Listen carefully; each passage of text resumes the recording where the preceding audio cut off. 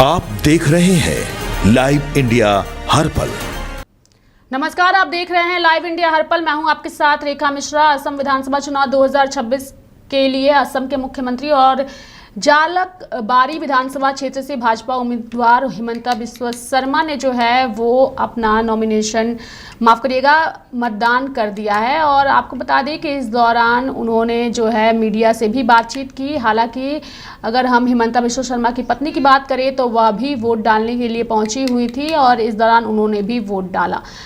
आज हम आपको विस्तार पूर्वक हिमंता बिस्वा शर्मा के बारे में बताएंगे। और चूंकि असम में चुनाव हो रहा है और असम चुनाव में इनकी भूमिका बेहद ही सराहनीय रही है, लेकिन अगर हम अभी तक के इनके राजनीतिक करियर से पहले और राजनीतिक करियर की शुरुआत की बात करें तो अगर हम बात करें तो इनका जन्म जो है असम के जोरहाट के असमिया कवि और उपन्यासकार कैलाश नाथ शर्मा और साहित्यकार मृणालिनी देवी के घर पर हुआ था। उन्होंने गुवाहाटी के कामरूप अकादमिक उच्च महाविद्यालय से स्नातक की उपाधि प्राप्त की और गुवाहाटी के कॉटन कॉलेज से राजनीतिक विज्ञान में स्नातक और की उपाधि प्राप्त की। शर्मा ने 1995 में गुवाहाटी के सरकारी विधि महाविद्यालय से LLB की उपाधि प्राप्त की और अगले 5 वर्षों तक गुवाहाटी उच्च न्यायालय में वकालत की, जिसके बाद 2001 में वे विधानसभा के लिए निर्वाचित हुए। 2006 में उन्होंने गुवाहाटी विश्वविद्यालय से राजनीतिक विज्ञान में PhD की उपाधि प्राप्त की। आपको बता दें कि कॉटन कॉलेज में पढ़ाई के दौरान शर्मा एक छात्र नेता थे और 1991 से 1992 में छात्र संघ के महासचिव थे। उन्होंने अखिल असम छात्र संघ में शामिल हुए, जिसने कथित अवैध प्रवासन के खिलाफ असम आंदोलन का नेतृत्व किया था।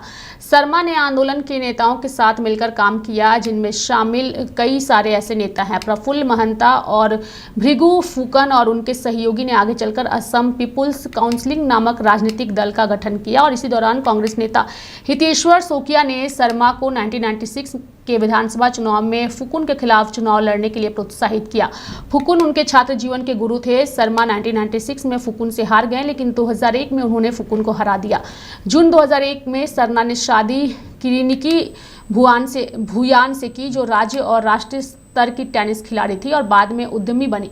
उन्होंने अन्य व्यवसायों के साथ साथ media house pride east entertainment की शुरुआत की और इस दंपति का एक बेटा और एक बेटी भी है। शर्मा ने जब अपना विधायी करियर शुरू किया तो मुख्यमंत्री तरुण गोगोई ने उन्हें 2001 में कृषि और योजना एवं विकास जैसे राज्य मंत्रालय सौंपे। पार्टी के भीतर शर्मा की विश्वसनीयता बढ़ती गई और गोगोई के दूसरे और तीसरे कार्यकाल के दौरान उन्हें कैबिनेट मंत्री सहित बड़ी भूमिकाएं भी दी गई। इस दौरान स्वास्थ्य एवं शिक्षा मंत्री के रूप में उनके राजनीतिक कौशल और कार्यों की खूब प्रशंसा हुई, क्योंकि उन्होंने राज्य में 5 मेडिकल कॉलेजों की स्थापना का मार्ग प्रशस्त किया और शिक्षकों की नियुक्ति के लिए शिक्षक पात्रता परीक्षा लागू की, जिससे नियुक्ति प्रक्रिया में नौकरशाही और भ्रष्टाचार में कमी आई। उन्होंने गोगोई के बेटे गौरव गोगोई के साथ मिलकर कांग्रेस के 2011 के विधानसभा चुनाव अभियान के प्रबंधन में महत्वपूर्ण भूमिका निभाई और पार्टी को बड़े अंतर से जीत दिलाने में मदद की। गोगोई के तीसरे कार्यकाल के दौरान उनके और शर्मा के बीच एक दरार पैदा हो गई, जिसका मुख्य कारण उत्तराधिकार को लेकर विवाद था। गौरव गोगोई, जो औपचारिक रूप से 2012 में पार्टी में शामिल हुए थे, उनके पिता के उत्तराधिकारी के रूप में देखा जाने लगा। युवा गोगोई ने 2014 के लोकसभा चुनाव में कालियाबोर निर्वाचन क्षेत्र से चुनाव लड़ा और जीत हासिल की। उसी वर्ष शर्मा और तरुण गोगोई के बीच मतभेद और गहरा गया, जिसका परिणाम यह हुआ कि शर्मा ने गोगोई के नेतृत्व को चुनौती दी और अंततः 2015 में विधानसभा और कांग्रेस पार्टी से इस्तीफा दे दिया।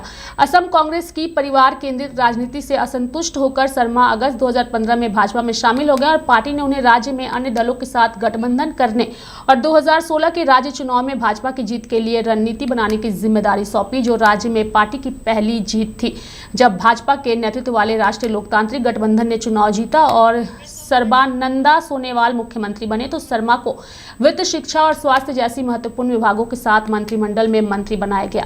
उन्हें पूर्वोत्तर लोकतांत्रिक गठबंधन का संयोजक भी बनाया गया, जिसका काम कांग्रेस पार्टी के खिलाफ एक संयुक्त मोर्चा बनाने के लिए पूर्वोत्तर भारत में विभिन्न अन्य दलों के साथ गठबंधन करना था। इस भूमिका में शर्मा ने भाजपा और उसके सहयोगियों को अरुणाचल प्रदेश, मणिपुर, त्रिपुरा और मेघालय में अपनी पकड़ मजबूत करने और सत्ता को सुदृढ़ करने में मदद की। 2021 में जब भाजपा और उसके सहयोगियों ने लगातार लगातार दूसरी बार राज्य चुनाव जीता तो शर्मा राज्य के 15वें मुख्यमंत्री बने और शर्मा को कई महत्वपूर्ण उपलब्धियों का श्रेय भी दिया जाता है। कैबिनेट मंत्री और मुख्यमंत्री के रूप में उनके कार्यकाल के दौरान असम ने कई महत्वपूर्ण आर्थिक और सांस्कृतिक उपलब्धि हासिल की है।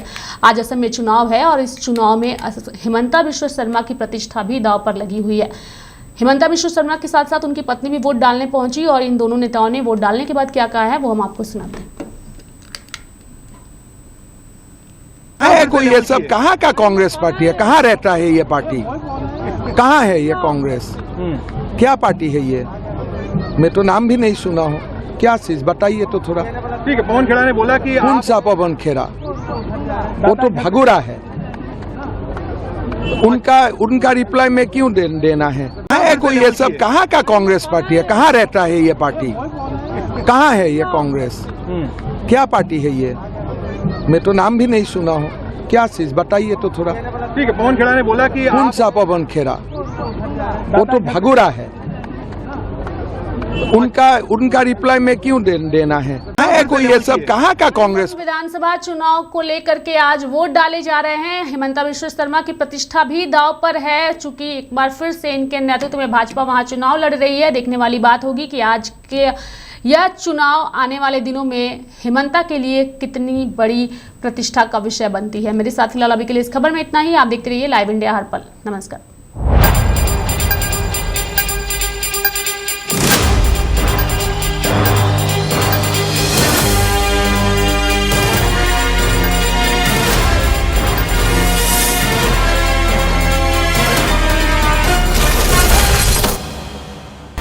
आप देख रहे हैं लाइव इंडिया हर पल।